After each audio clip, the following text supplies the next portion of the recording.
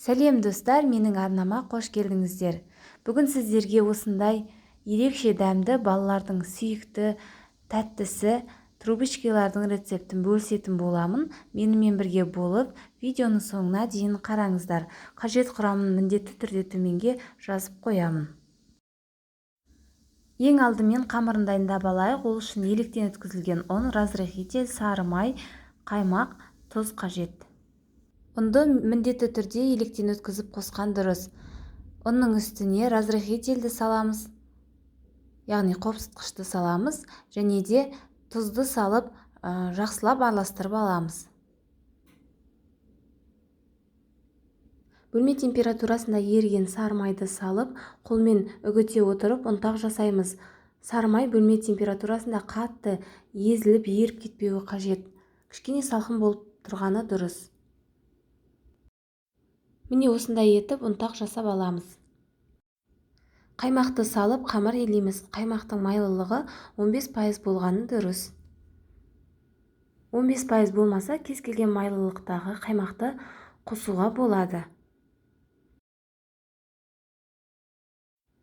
Біркелкі болғанша қамыр елейміз.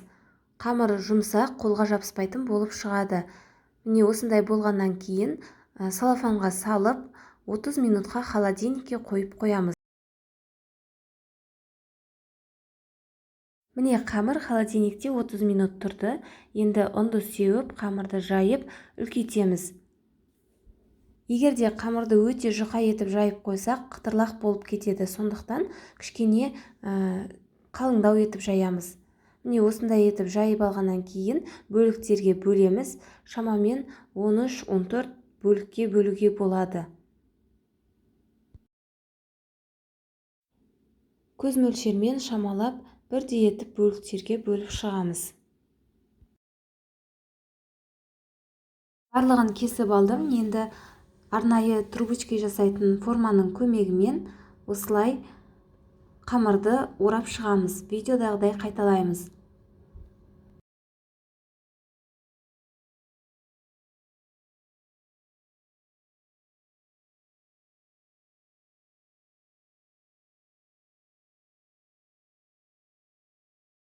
Ең соңғы ұш жағын кішкене басып жабыстырып қоямыз.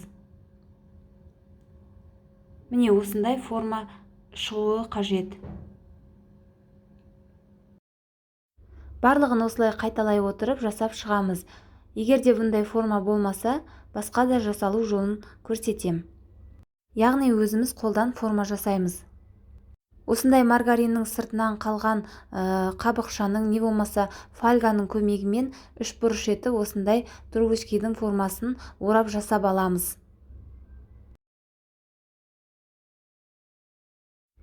Осылай етіп формасын келтіргеннен кейін қамырды дәл жаңағыдай етіп орап шығамыз.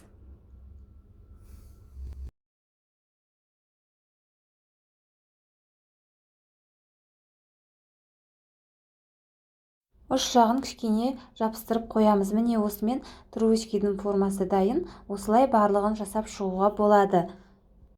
Жұмыртқаның сарысына біраз қасықтай сүтті қосып араластырып алып, жаңағы трубочкалардың бетіне жағып шығамыз.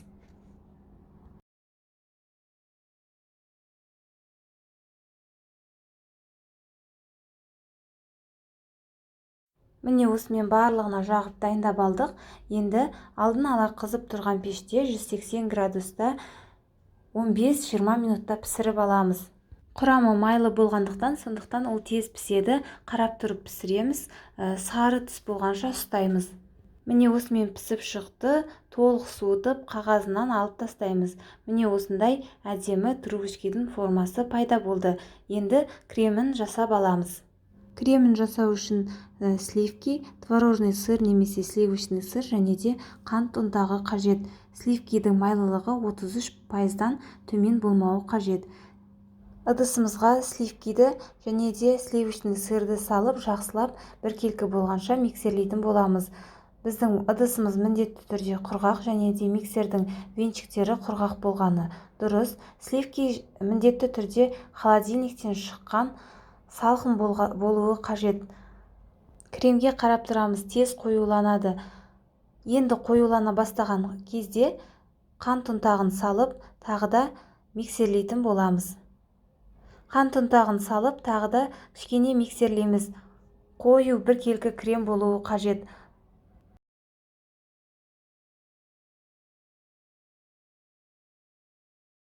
Осымен креміміз дайын. Міне осындай қоюлықта болуы қажет, арасында іртік болмауы қажет, бір тегіс, бір келкі крем шығуы қажет. Трубочкалар толық суыды.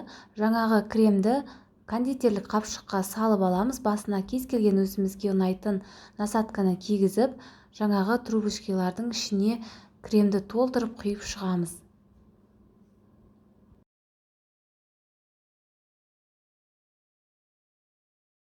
Барлығына осылай кремді толтырып құйып шығамыз.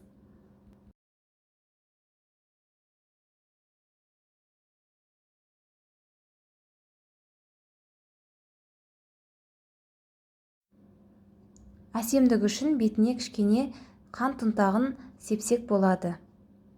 Міне осымен сливочный креммен дайындалған біздің трубочкаларымыз дайын. Сіздер де міндетті түрде жасап көріңіздер. Әсіресе балаларға өте ұнайды. Өте әдемі, ең басты дәмді болып шықты. Менің балаларымның ең сүйікті тәттісіне айналды.